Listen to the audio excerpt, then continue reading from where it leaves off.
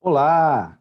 É muito bom poder estar com você novamente para mais uma aula, mais um encontro do nosso curso Médio em Teologia e a nossa matéria Anjos, Homem e Pecado. Eu sou o pastor Jonas, do Instituto Bíblico de Campinas, e quero começar essa aula orando com você. Por gentileza, onde você estiver, feche os seus olhos. Querido Deus, oramos em nome de Jesus, para que tenhamos o melhor proveito desta etapa do processo. Tua presença, a instrução do céu, o conhecimento da tua palavra. Em nome do Senhor é que oramos com o coração agradecido e certos da tua ajuda. Amém. Glória a Deus, como é bom. Uma grande caminhada, ela é, de fato, concretizada passo a passo.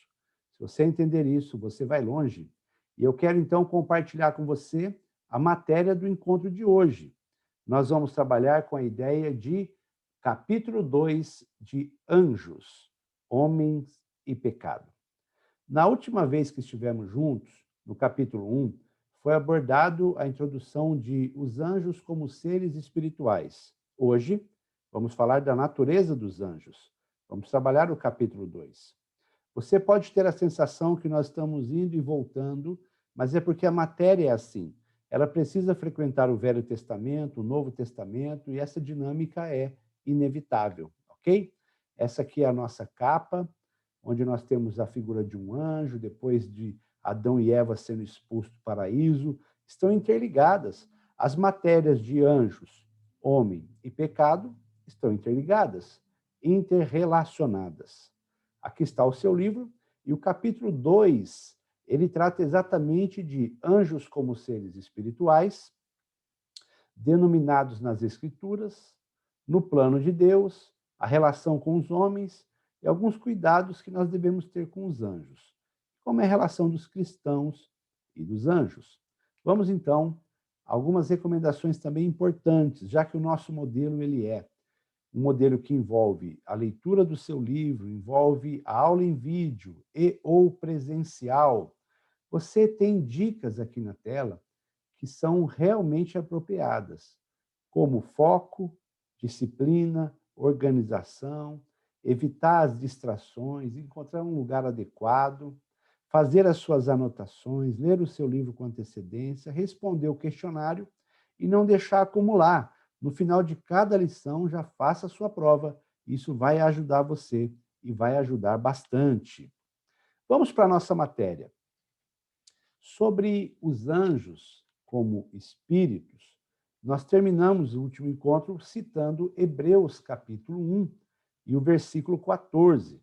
Lá diz assim: são espíritos ministradores enviados a favor dos que hão de herdar a salvação. Vimos também na aula 1 que nós podemos chamá-los de exército do céu, que existe referência a outros nomes, filhos de Deus, e que o contexto é quem vai definir. Mas essa ideia de anjo como espírito vem do termo derivado do grego pneuma, que quer dizer ar.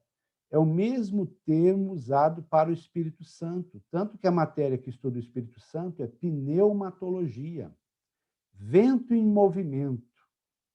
Essa palavra está relacionada ao ar, a algo não material. Então, os anjos são espíritos, são não materiais. São invisíveis. De fato, a maioria de nós não vê anjos com os olhos carnais. Mas o fato de você não poder ver não significa que ele não existe. E aqui existe um versículo que vai nortear a aula 2.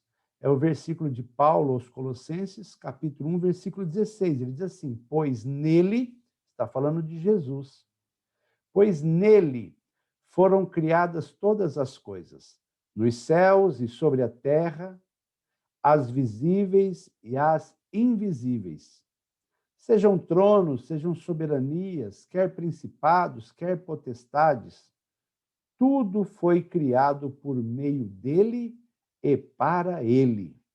Olha que interessante, coisas visíveis, invisíveis, coisas no céu, coisas na terra, os tipos e categorias, tudo foi criado por meio dele e não só por meio, mas para ele.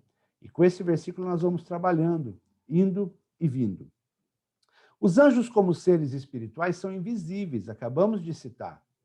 Mas não quer dizer que não existam. Porque o mundo espiritual, queridos, ele pode ser visto por revelação divina ou quando eles se manifestam de forma corpórea.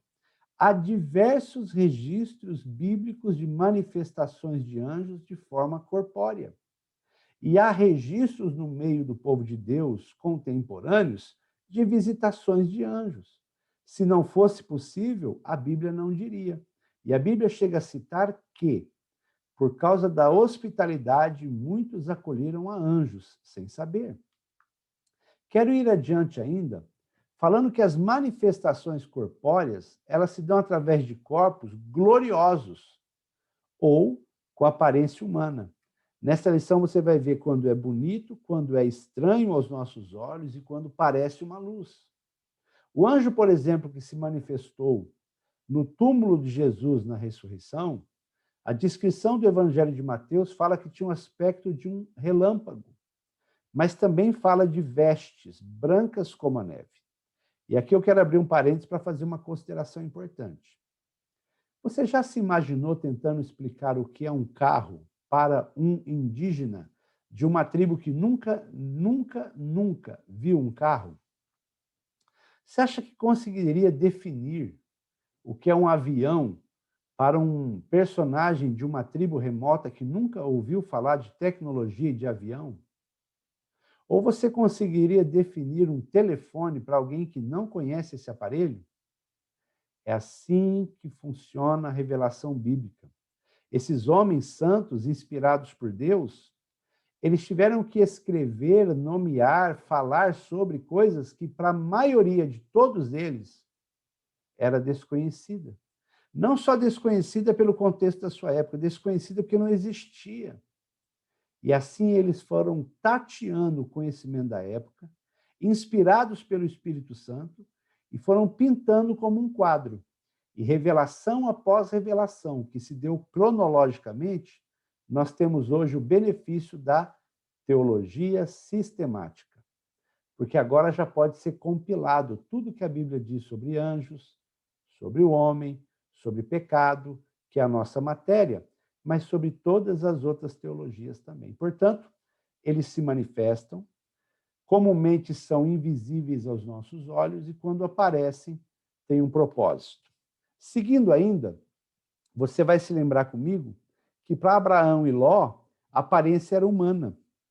No túmulo de Jesus, um relâmpago. Em Ezequiel, seres absolutamente impossíveis de catalogar. E o Ezequiel tentou, o profeta maior, na beira do rio Quedar. Então, para Abraão, aparecia um homem, vinha conversar com ele, comia com ele, se sentava com ele, e ele sabia que era uma visitação do Senhor.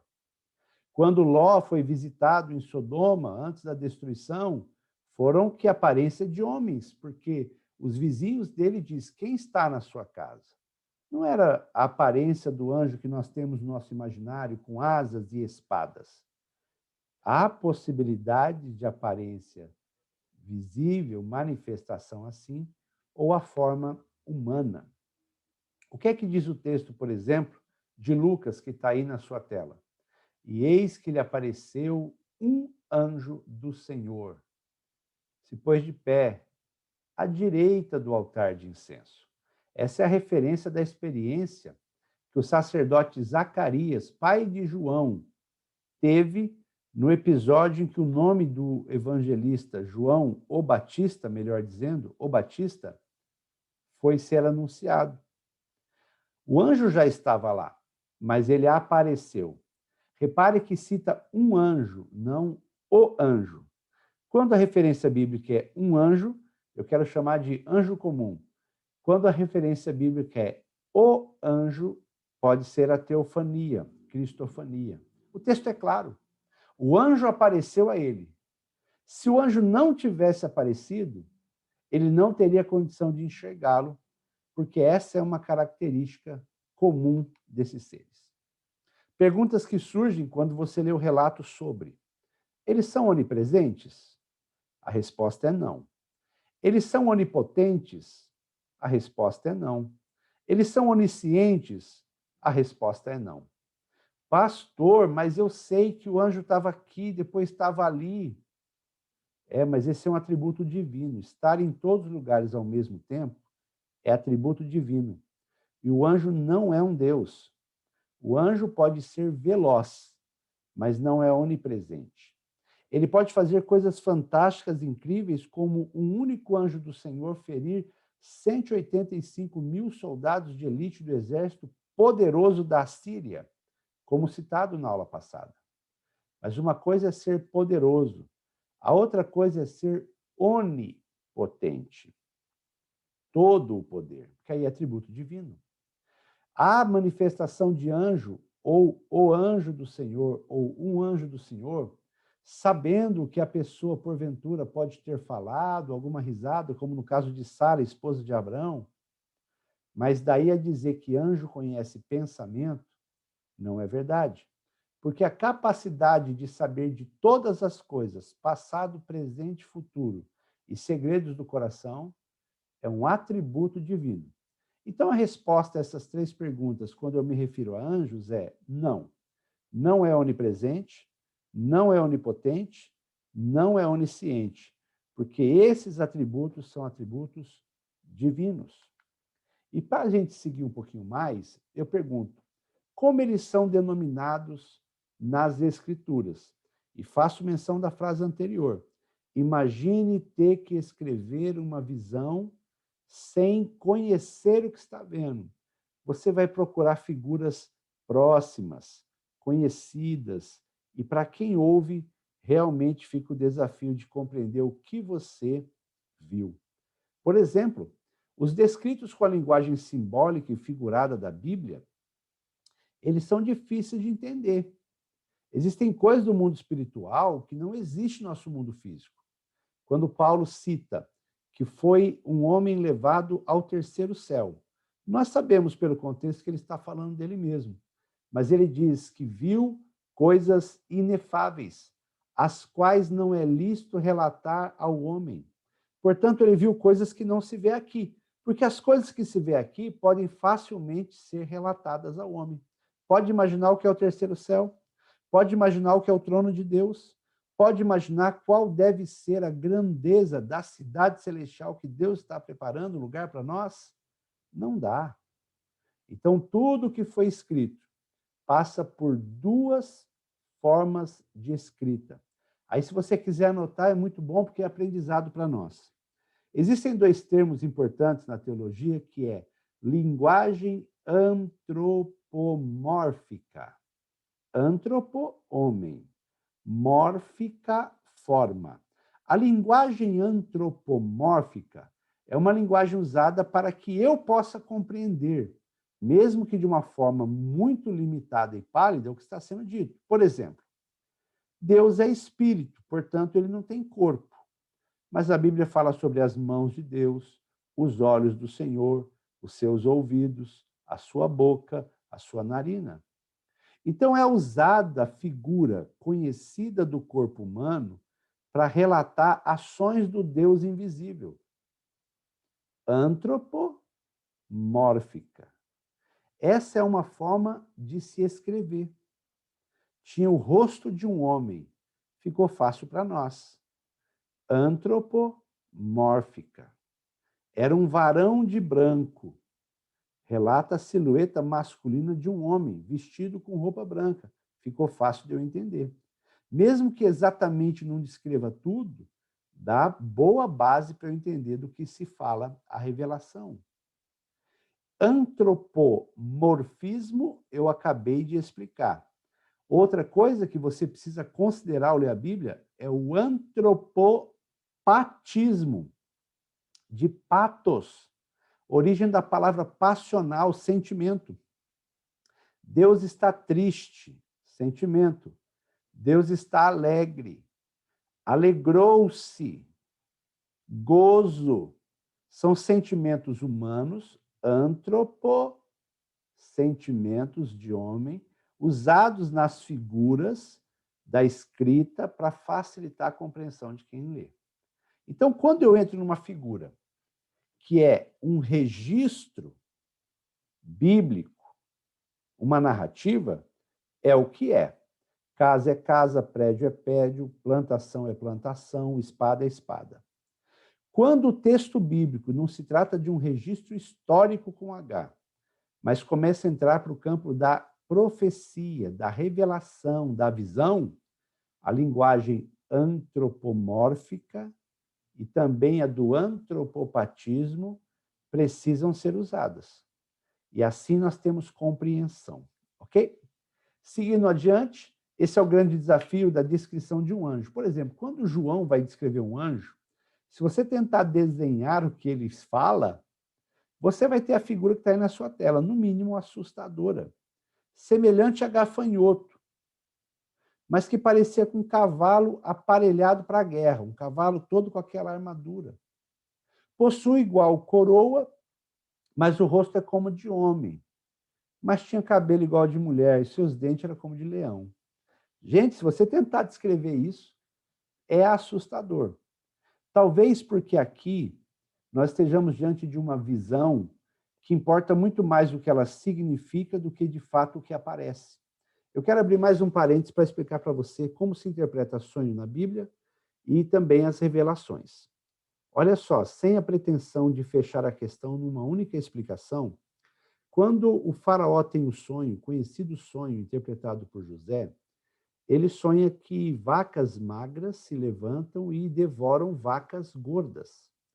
Também sonha que espigas mirradas se levantam e devoram espigas gordas, robustas, viçosas.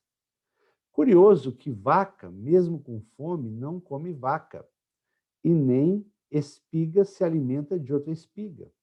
Portanto, o José, inspirado por Deus, logo discerne e diz que não se trata de dois sonhos, mas de um só.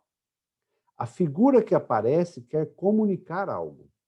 E ele diz: não, faraó, meu senhor não teve dois sonhos, mas é o mesmo sonho. Porque a vaca magra representa o que a espiga mirrada representa. É um período de escassez que virá consumindo um período anterior de sobra. Você pode entender que a figura, sim, aparece, mas a interpretação não é literal. Será que o leão quer dizer aquele animal que nós conhecemos das savanas da África? Ou ele pode falar sobre realeza, força, domínio e autoridade? Será que a ideia de cavalo aparelhado para a guerra tem a ver com a aparência física de um cavalo? Um anjo parece um cavalo? Ou é porque tem a força da guerra? Pode ser o que eu estou dizendo. Então, a leitura contextualizada é válida e a leitura de texto profético e texto de revelação, ela precisa receber um olhar mais acurado. Ok? Vamos voltar para o nosso versículo que é tão importante para nós. Pois nele, Jesus, foram criadas todas as coisas, nos céus e sobre a terra. Já consegue ver as duas dimensões aí? Coisas visíveis e as invisíveis. Pode imaginar quantas coisas visíveis existem, mas que você desconhece, que eu desconheço? Agora, se as visíveis podem ser desconhecidas, o que se dizer das invisíveis?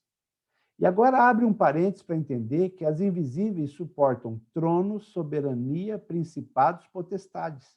Mas as visíveis ou invisíveis, as da terra ou do céu, todas, tudo, foi criado por meio dele e para ele. Vamos então agora categorizar alguma coisa que esse versículo contribui para nós.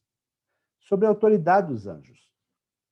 O anjo é designado por sua autoridade, também por seu poder ou por sua posição em relação a Deus.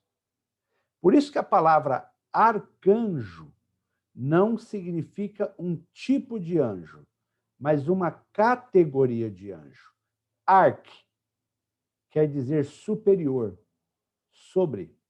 Arcanjo é um anjo que pode ser serafim, querubim, mensageiro, qualquer que seja a categoria dele, vigia, ele vai ocupar a posição de anjo superior pela função que exerce, pela proximidade. Não é à toa que você vê sempre a Bíblia citando Miguel, arcanjo, Gabriel, arcanjo.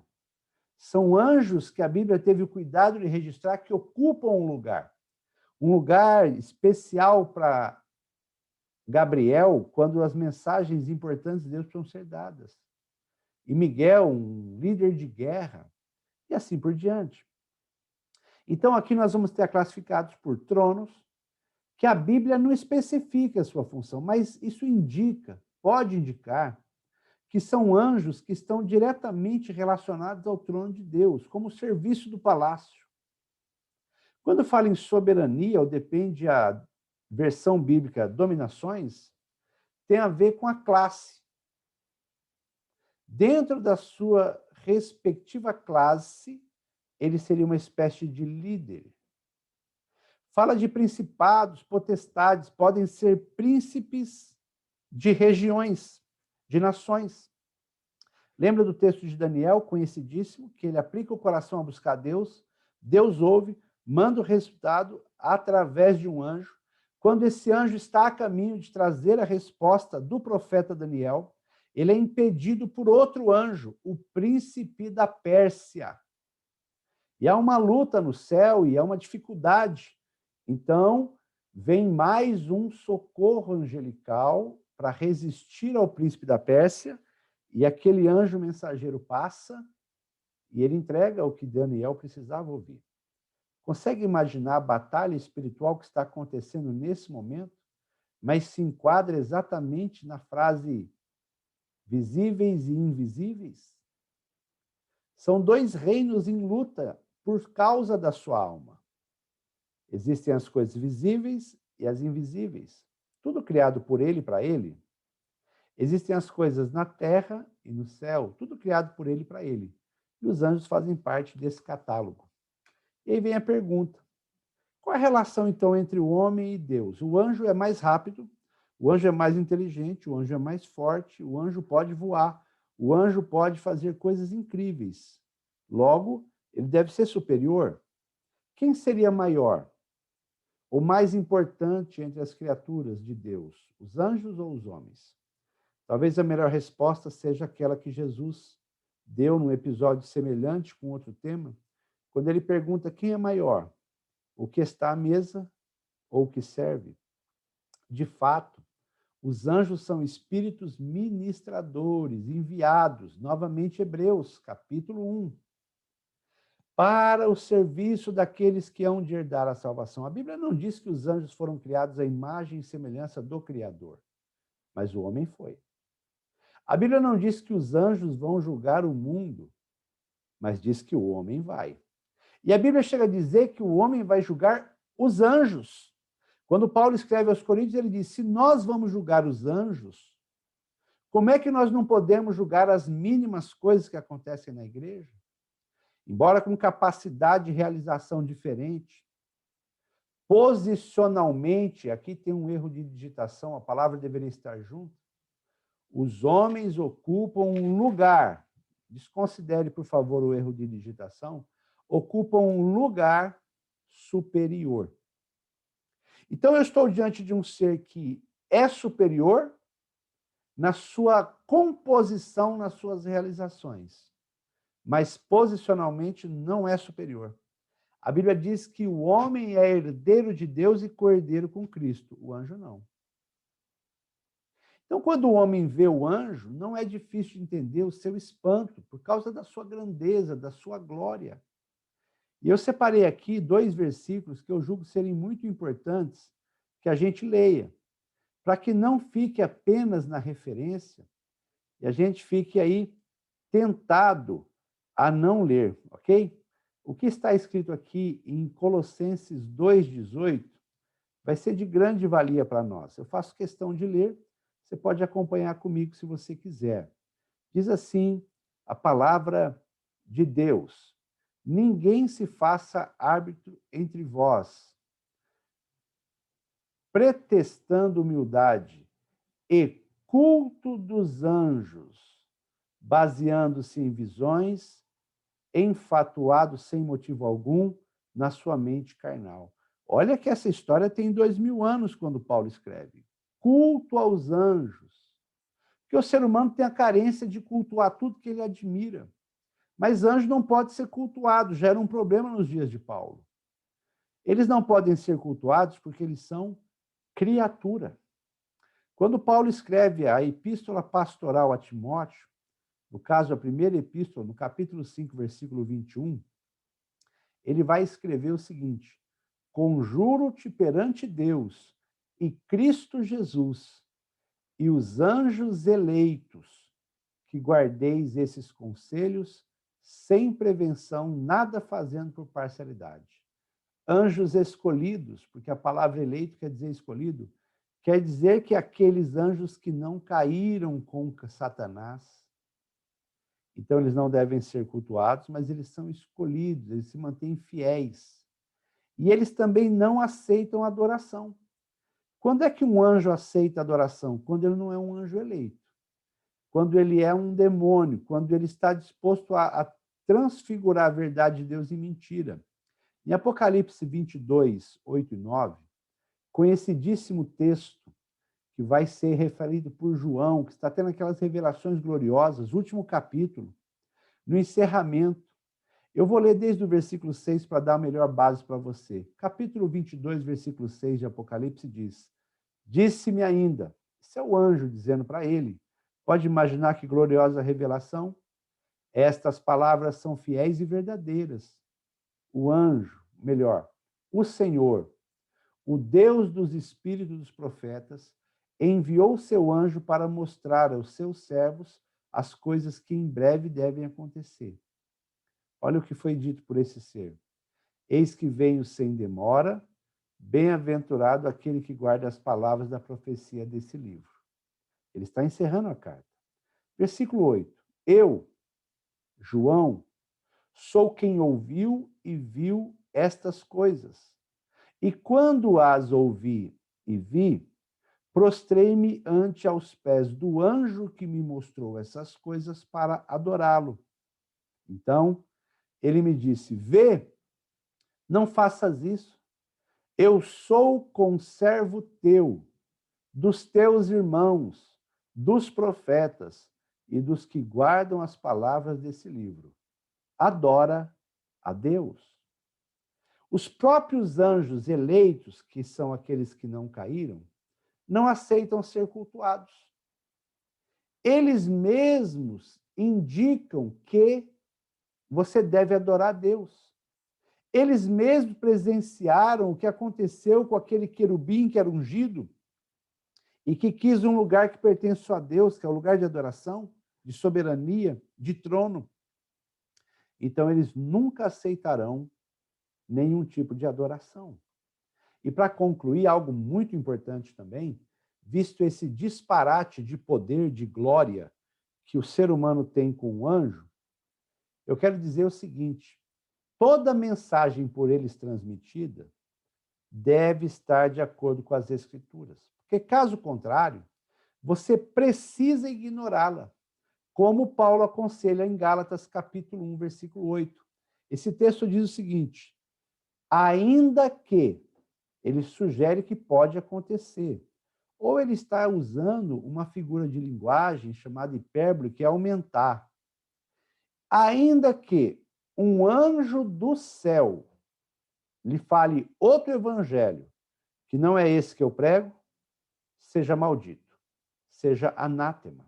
Portanto, aparições têm um propósito específico e cabe ao cristão avaliar cada caso. Porque não importa se é um anjo, se vai contra as Escrituras, eu e você precisamos rejeitar o que esse ser está dizendo. Se vai de acordo com as Escrituras, é bem-vindo, obrigado. E assim nós estamos encerrando a segunda aula. Mas nós precisamos dar os passos que você já bem conhece. São os passos para completar a sua matéria. Olha só, como já é do nosso costume, você e eu precisamos concluir. E ao terminar aqui esse slide de conclusão, você vai entrar no site do IBCamp, conforme tem orientação na aula passada e nessa, vai digitar o seu RA, a senha, a data do seu nascimento, deve ir lá no final da página, clicar no nome da matéria e depois com a senha. AH Pecado 6.01. Você vai colocar tudo em letra minúscula, sem espaço, e você vai poder realizar a sua prova. Vá por este conselho. Não deixe acumular. A cada aula, mesmo que precise mais de uma vez estudar a matéria, você deve fazer isso, porque não acumula. Vá ao vídeo, vá à aula presencial, leia novamente o seu livro, consulte as suas anotações e assim você terá melhor sucesso. Que Deus te abençoe e até a próxima aula, se Deus quiser. Fique na paz do Senhor Jesus. Até logo.